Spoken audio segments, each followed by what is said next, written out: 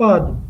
Ele não está preocupado. Uma pergunta. Desculpe interromper seu raciocínio, mas a gente vê que o mercado ele não está preocupado. Ele não está preocupado. Por que isso acontece no governo Bolsonaro? Qual é o fator que faz que isso aconteça? O fator principal do mercado não estar preocupado é que a gente tem uma taxa de juros hoje de 2% e a gente tem uma inflação de 4,5%. Isso significa que se você tem seu dinheiro num CDB com liquidez diária do Banco Inter ou numa Nuconta, você está perdendo dinheiro para financiar o governo. E qual é a consequência principal que isso causa na economia? E eu digo consequência, se a gente puxar o histórico do resto do mundo com taxa de juros negativos, a gente vai ver que foi exatamente isso que rolou, né? A consequência principal é que as pessoas estão tirando dinheiro de locais que não rendem, como é a poupança, como é conta corrente, como é CDB com 100% do CDI, que hoje não paga nem metade da inflação, estão colocando esse dinheiro na bolsa. Então, estão colocando esse dinheiro na bolsa de valores.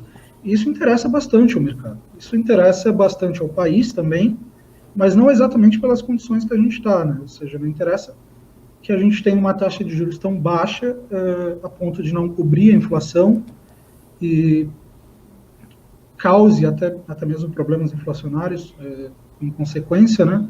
Mas o mercado ele está numa situação de lua de mel em função dessa redução de juros drástica que a gente teve. Para muitos gestores, para muitos fundos, para muitas corretoras, para muita gente, essa é uma situação que agrada. Então, você tem aí só essa segunda semana, de fevereiro, você teve 5 IPOs na bolsa. Se você puxar o histórico de 2013, o ano de 2013 inteiro não teve o que teve na segunda semana de fevereiro. Se você puxar 2021, tem mais IPOs, tem mais abertura de capital na bolsa do que 2011, 12 e 13 somados. Ou seja, é uma situação que o mercado está se beneficiando, e para o mercado, eu digo aqui não a ideia liberal de todas as pessoas somadas fazendo parte do mercado, mas especificamente o mercado financeiro, está sendo extremamente beneficiada pela situação que o país está, né? Ou seja, por esses juros extremamente baixos e por essa conjuntura que o governo espera manter. Então, até mesmo por conta disso, o mercado finge que acredita que o governo tem compromisso com a responsabilidade fiscal, e o governo finge que tem compromisso porque sabe que o mercado em si não vai chiar muito, né? Então, você tem um pacto de negação da realidade entre os dois nesse momento. E isso resume bem porque o governo está cada vez menos preocupado em agradar o mercado, em agradar a sociedade, está menos preocupado se vai cumprir teto de gastos ou não, está menos preocupado se vai mexer na LRF ou não, e aí você soma isso aos fatores políticos, que não é exatamente minha área, mas que eu imagino que, se você pegar, por exemplo, a pesquisa da XP hoje, você vai notar que houve uma pressão bastante grande por uma volta seja de um auxílio emergencial, sejam de medidas que tenham um tom populista, revestidas de compromisso social, né? Então, é toda essa situação que a gente tem nesse pacto entre os dois, e o governo se aproveita disso para poder reorganizar os seus índices de popularidade, que estão extremamente baixos, e faz isso também reforçando, aí novamente voltando aos caminhões, reforçando as principais bases de apoio, né? Ou seja, se ele já viu que o mercado vai fingir, pelo menos que acredita na responsabilidade fiscal, ele pode começar a dar alguns passos mais ousados e pressionar o orçamento para agradar esses setores e se beneficiar politicamente. O que eu percebo ali do Bolsonaro, Felipe, e aí eu queria uma leitura tua, é o seguinte: ele está sempre nessa gongorra, ele escolheu um eleitorado para ele buscar, isso a gente comenta sempre nas lives que a gente faz. Ele escolheu um eleitorado bem menos crítico do ponto de vista político, um eleitorado que não enche muito o saco. O Bolsonaro falou isso, o Bolsonaro falou aquilo, o Bolsonaro está traindo o ideal da campanha. Um eleitorado mais pragmático. Minha vida, do ponto de vista material, está melhorando? Beleza, esse cara me parece bom, esse cara parece estar me ajudando. Esse cara me deu um auxílio, esse cara me gerou um emprego, eventualmente, a gasolina tá mais barata, a comida ficou mais barata, minha vida melhorou. É um eleitorado que faz uma conta pragmática e o Bolsonaro falou, muito melhor do que essa encheção de saco aí que fica cobrando aí do meu filho. O filho fez nada também, tudo viado aí. Então é o seguinte, pro Bolsonaro ele tá indo buscar esse eleitorado, e esse eleitorado a gente costuma reduzir muito. Tá no Nordeste, no Norte, mas não, tá nas periferias das grandes cidades, tá nas cidades do interior do Brasil, tem cidade do interior de Minas, São Paulo, a Pau que tá cheio de aposentados, essas famílias, núcleos familiares têm aposentado, adora também esses benefícios, isso passou a compor parte da renda familiar de muita gente, e aí o Bolsonaro fala muito com essas pessoas, e essas pessoas, que são aparentemente o eleitorado que ele tá buscando, elas, nesse ato que a gente está tendo agora sem auxílio emergencial, elas estão ficando insatisfeitas com o Bolsonaro. Como elas querem, vamos dizer assim, respostas materiais muito claras para os problemas delas, o Bolsonaro não está entregando. O problema que eu começo a sentir é uma coisa que a gente comentava no ano passado, é que o barquinho do Bolsonaro está com muito furo. Então ele põe um dedo para furar um buraco, aí tá entrando água no outro. Ele, vou botar o dedo aí, ô Carluxo, bota o dedo ali, pô. Aí vai lá e põe, ô Guedes, põe outra aí, põe a mão. E o negócio é muito furo para todo lado. Essa questão fiscal vai ser muito difícil dele lidar. E a dúvida que a gente tem, que acho que é a dúvida maior minha do Ricardo, você fala, tá, mas vai dar caca? Exatamente. Vai dar merda? Exatamente. Porque é o seguinte... Porque até agora não deu. Não deu, as pessoas não sentiram. Grande crise terrível não chegou. E essa subjetivamente não chegou. E é um pedido que sempre se faz, e a gente sempre comenta isso. Pô, hiperliquidez não vai dar inflação, é muito dinheiro jogado, o governo tá emitindo, tal, a galera desempregada, tal. A gente já não tava às mil maravilhas no começo da crise do coronavírus, só ficava aquelas promessas que o PIB ia crescer, mas mesmo no começo do ano passado, se a gente for lembrar, o PIB não estava crescendo. Não. Mas também não está vindo, assim, a gente não está vindo a crise que estavam contando. Então, eu queria entender o seguinte, né? O barquinho do Bolsonaro está furando, então hoje ele está com um dedo no gás, outro no combustível, outro no auxílio emergencial, olhando a popularidade dele cair, precisando subir. Onde pode dar caca na tua leitura do jogo? Ou pode dar caca ou não? O Bolsonaro tem dedos suficientes, ele tem mais dedos do que o Lula, ele tem dedos suficientes para tapar a buraqueira no barquinho dele? Não, eu acho que todo esse processo que você descreveu é um processo muito parecido com o do próprio Lula, né, que você citou agora.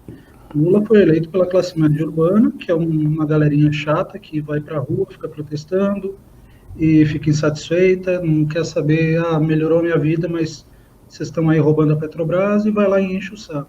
É uma galera chata que nós aqui, o pessoal que está nos ouvindo, fazemos parte, mas é um processo natural também, um processo natural do próprio Bolsonaro trocar essa classe média urbana por um público que se preocupe com questões mais objetivas, né? Ou seja, um público que não vai se preocupar se o filho dele está envolvido nisso ou naquilo,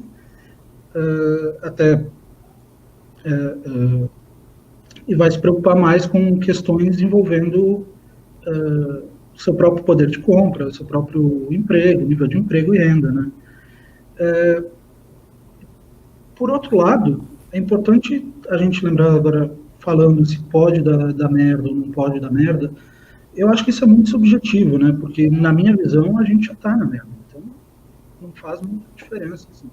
Você fala, o Brasil vai quebrar, o Brasil pode quebrar. Não, o Brasil já quebrou. O Brasil teve uma desvalorização da sua moeda de 40% no ano. Teve um IGPM de 26%. IGPM que afeta diretamente produtos relacionados à alimentação. Então, você teve uma inflação ali que em maio do ano passado, se não me engano, em abril, maio, você estava projetando que ia ser de 1,8 e ela terminou o ano em 4,5. Ou seja, a gente já começou a sentir até os efeitos desse novo problema que foi criado com a pandemia, né? Foi criado com os gastos que a gente colocou em cima. A questão é que o Brasil nunca esteve, e nunca estará também, isolado do resto do mundo, né? Então, a gente precisa ver o que está rolando lá fora. E o que está rolando lá fora é uma enxurrada de grana por parte dos bancos centrais, que criaram uma quantidade imensa de recursos no último ano para controlar a pandemia, para acalmar os mercados e para acalmar todo mundo. E essa liquidez excessiva do mundo, ela vai acabar procurando países que possam trazer um retorno menor do que o retorno quase nulo que a economia real está trazendo nos Estados Unidos e na Europa, por exemplo. Então, se a gente fizer o mínimo aqui, se a gente aprovar uma reforma tributária, por exemplo, ainda que não seja a melhor possível, se a gente fizer uma reforma administrativa, ainda que não seja a melhor possível, a gente criou um cenário para que o resto do mundo venha para cá, como ele está indo para os demais emergentes. Né? Então, isso daria uma folga bastante grande para o governo se financiar, para o governo financiar suas despesas, financiar seus programas sociais e fazer a economia voltar a crescer. Mas do ponto de vista interno, a grande questão é essa relação que eu comentei há pouco de juros negativos. Né? Então, se você tiver por parte do governo, por parte do Banco Central, perdão, um aumento de taxa de juros, esse aumento de taxa de juros vai tornar a nossa dívida pública impagável. E aí você vai ter que ter um esforço fiscal muito maior do que o governo está disposto a fazer.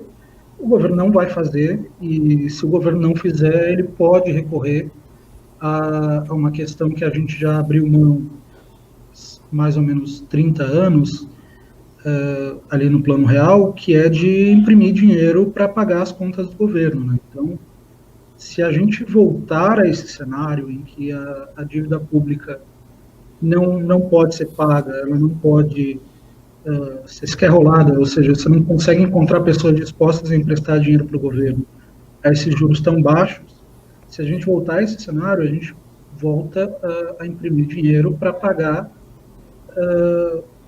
a dívida pública, e isso acaba pressionando um aumento de liquidez muito grande, que por sua vez torna a inflação um problema muito mais sério do que ele já está.